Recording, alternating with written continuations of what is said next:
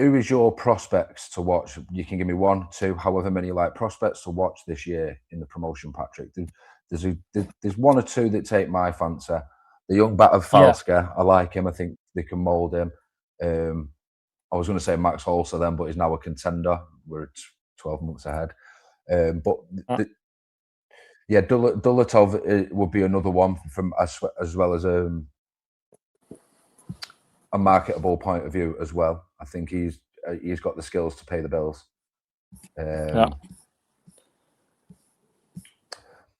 No more really coming off the top of my head, so I'll hand it over to you right now.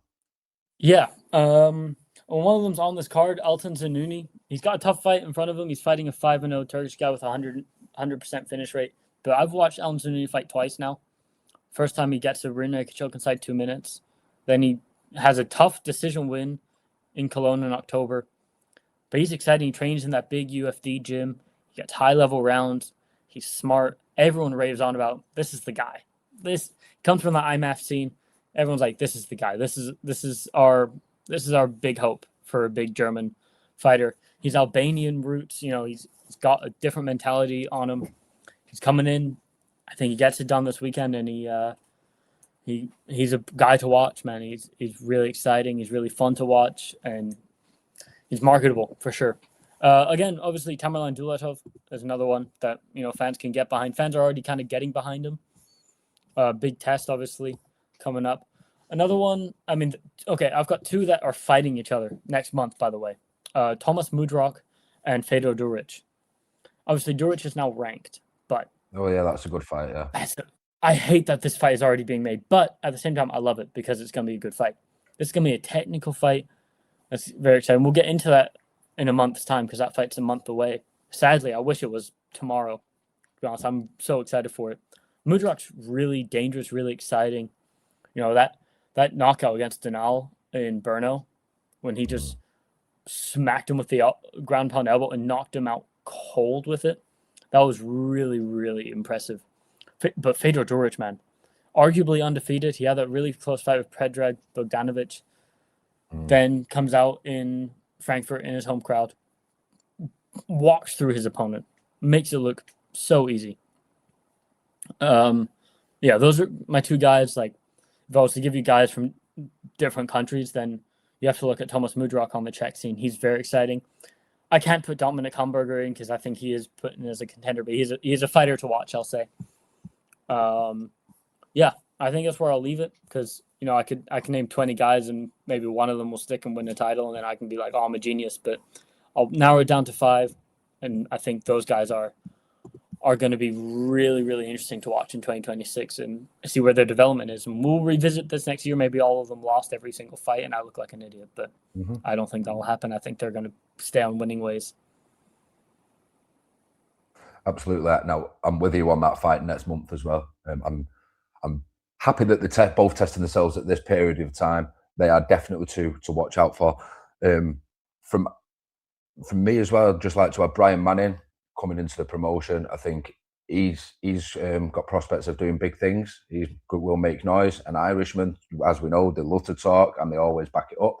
Every single he's fun on social media too. Has generally backed it up. Yeah, he's fun. He's got the social media game, and Nathan Haywood as well. He got style points in his last win, so hopefully he can get a win in Stuttgart in a couple of weeks' time, and he can set the ball rolling for the year. I hope all the UK and Irish guys can keep their momentum going. As much as we've predicted against James, I do still want to see him succeed in Octagon.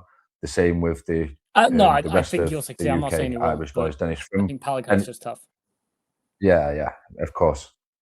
Yeah, it's just the man, his dance partner on the night that we've predicted in that. But yeah, and Dennis Frimpong as well. I think it can be a big year for him. I've just got a feeling something's just telling me he might watch this and think you're a dickhead. But I've just we might think I'm a dickhead because I didn't pick him. But this year sooner rather he's than past later. the prospect Dennis to me though.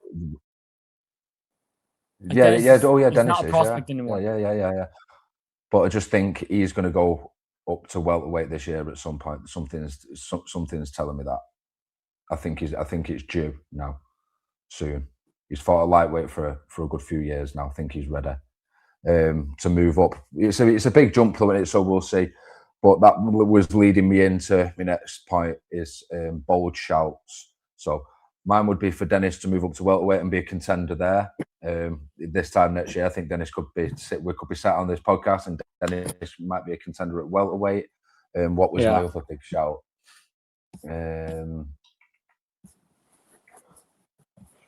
It's evaded my thoughts. I should have wrote it down. I had it 2 minutes ago.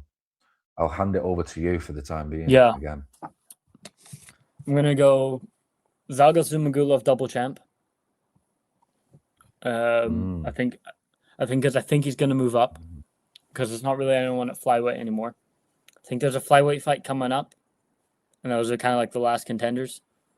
Him and Igor Severino, or I mean, if Jonas gets the fight, that'll be interesting. I would like to see Jonas and Zhalgas. I think that's a very interesting fight. Igor Severino versus Kakarov, if that fight happens, because it seems to be the most cursed fight in history. It's been moved again to Hamburg. I think Zhalgas beats either of those guys. I think Zhalgas is just so good. He shouldn't be out of the UFC right now. I think the Dvorak fight showed that, because that was a beatdown. So I'm going Zhalgas double champ. Yeah. I'm trying to think. I had one earlier as well.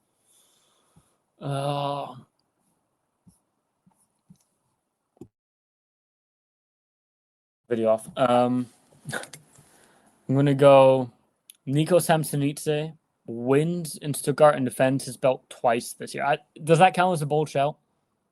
Because he hasn't been super active. I think he because I think he wins against Mago. If he stays injury free, I think it could happen. If he stays healthy, because that's we're early in the year, right? Yeah. Right. Let's look ahead at he's fighting Mago, who's number 2.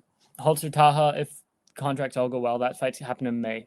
Nico will want to fight in June in Berlin in his home city. So we could have a guy like Palakai come up, or the winner, maybe even James Hendon, We'd have that kind of fight.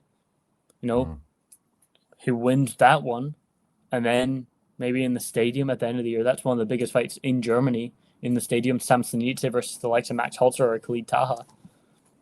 I'm going to go Samsonidze wins and defends his belt twice this year.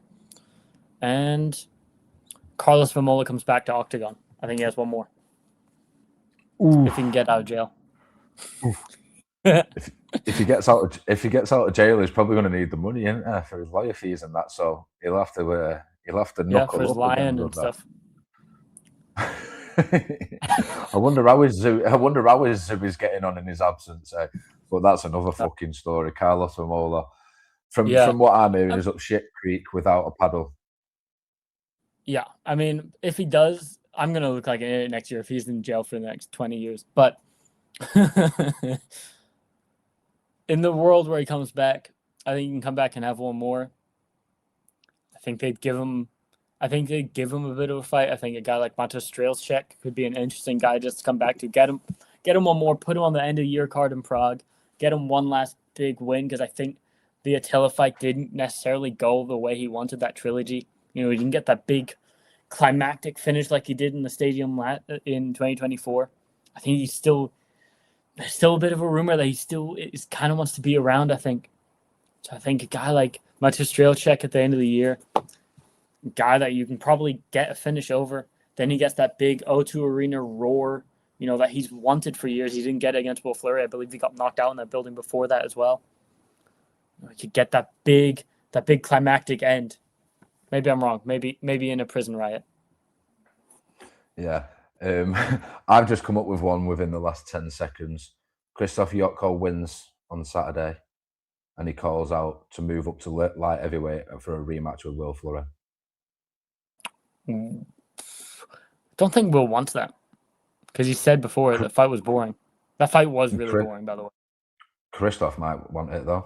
He might call for it. He's called for it before. It's a bold shout there, yeah. So yeah, it's a possibility.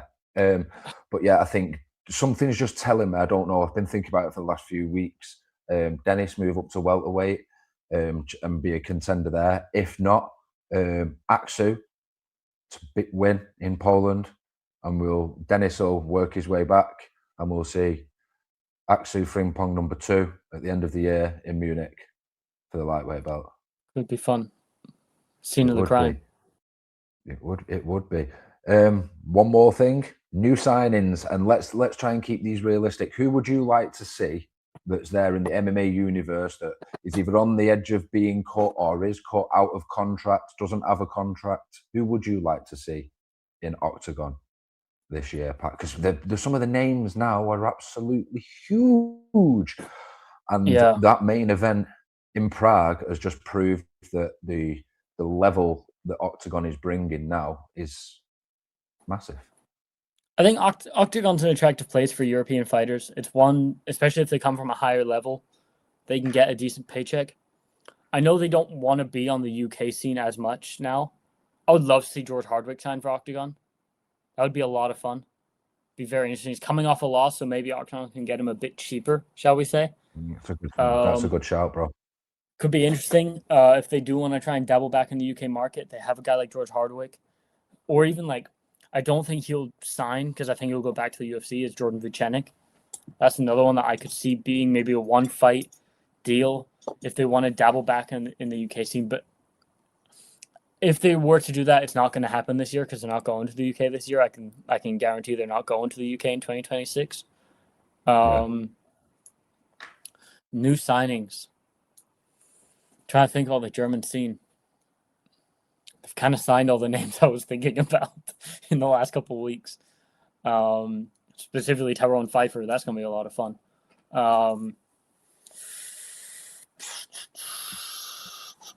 New signings. Have you got one? I'm going to try and keep thinking here. I like the Jordan Vucenic one and the George Hardwick one. I think Hardwick's more likely than Vucenic.